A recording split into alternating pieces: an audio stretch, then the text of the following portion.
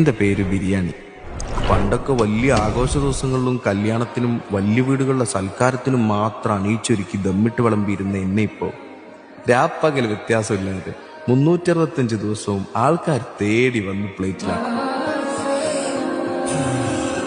അവർക്ക് സന്തോഷം വന്നാലും സങ്കടം വന്നാലും ഇനിയൊന്നും വന്നില്ലെങ്കിലും എന്നെ ഇങ്ങനെ കുഴച്ച് കുഴച്ച് ഇച്ചിരി തൈരും കൂട്ടി ലേശം മസാല മിക്സ് ചെയ്ത് ദാ ഇങ്ങനെ കണ്ണും പൂട്ടി അങ്ങ് സേവിക്കും.